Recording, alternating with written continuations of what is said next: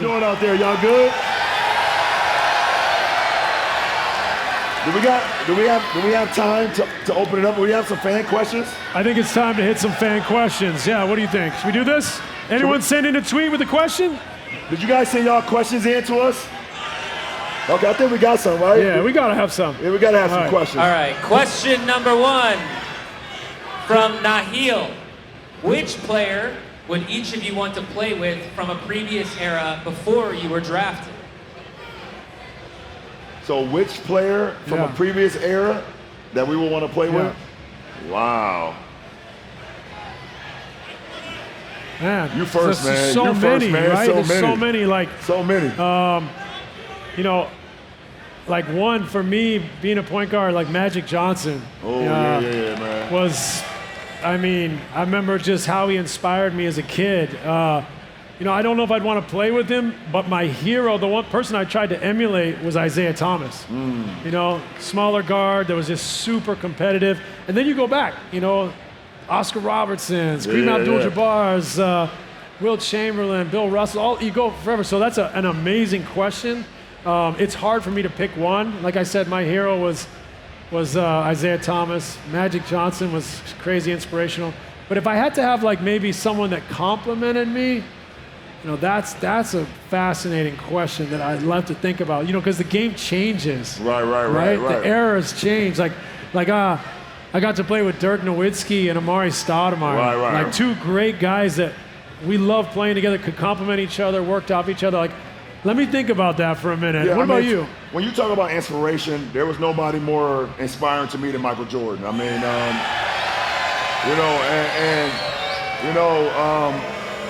for me, I think our games would have complemented as well. MJ was a flat-out scorer. You know, he was a scorer. He had a scorer's mentality. If I had to pick him, but I know I can't pick him because I know how social media works. You gonna be like, oh, you want to play with Michael Jordan too? You to play with everybody else, goddammit. I didn't ask the question. I'm only answering it, guys.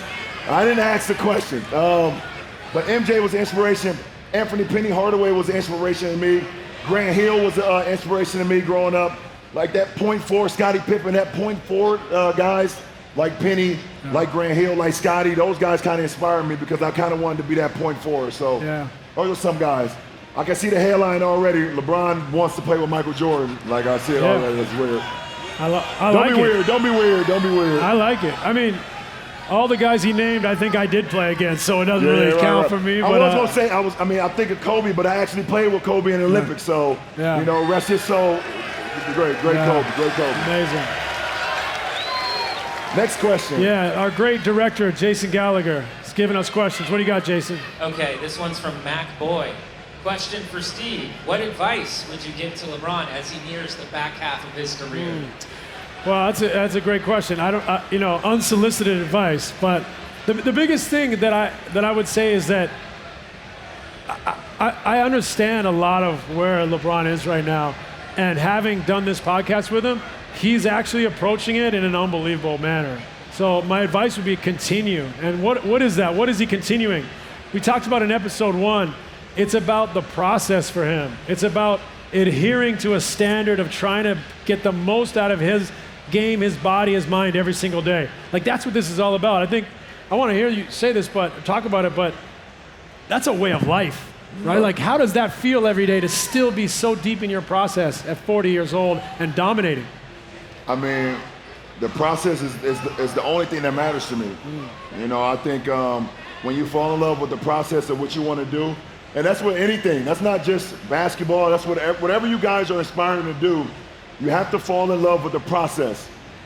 The end result will happen organically, and it'll make it so much more worth your while when you fall in love with the process, okay? Like, don't cheat the process. Don't cut corners. Fall in love with the process, and everything else will take care of itself. So that's what I've been able to do for my career. So that's my words of advice to all you guys, the process. And that goes for everything. That's not just basketball. That's life, man. Whatever you want to do in life, whatever you want to do. That's a fulfilling, inspiring way to live. So all you kids out there, like really try to think about that. Like what does that mean for you? Like maybe you haven't found your thing yet, but practice it at school, at sports, music, whatever it is, practice it. Try to get closer to your process. What is a good process system? He's mastered it, right? And that's why you're seeing the results. One thing I'd also like to say that I really admire about LeBron is the way he adapted this season to playing with Luka. You know, that takes a lot of maturity. It takes a lot of sacrifice. He approached this as a gift and an opportunity to make a team as good as it could possibly be. Now, it was slammed together quick. You know, they lost early in the playoffs, but I think we saw the seeds of a team that was this close to going deep in the playoffs, making a run for a title. As that roster builds, the possibility's there. You can't do that unless you're willing to sacrifice and grow and play slightly different.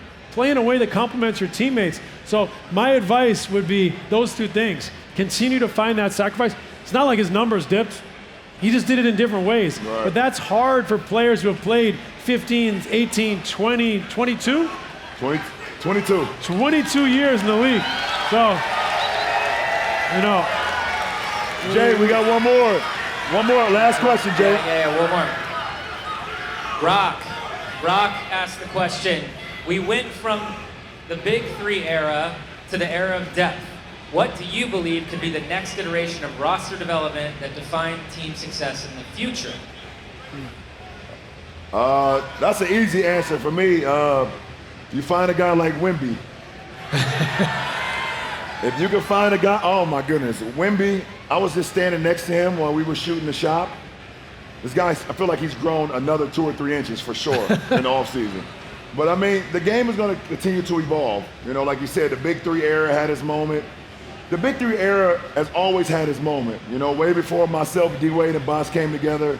You know, you had, Wilt Chamberlain and Jerry West and Elgin Baylor, they played together. You know, you had so many guys that's the Big Three era. So Bird, Parrish, McHale. Exactly. Jordan, Pippen, Rodman, so like, the Big Three era will always kind of be there, but having depth, being able to have the ability to bring in multiple guys that can do multiple things, I think that's the era that we may fall into. But whatever era and however the game shapes itself, just know, guys, that we listening to y'all and we're gonna put the best product on the floor every single night because we hear y'all talking and we know y'all love our game. So I appreciate it. I really thank you, for real. Absolutely.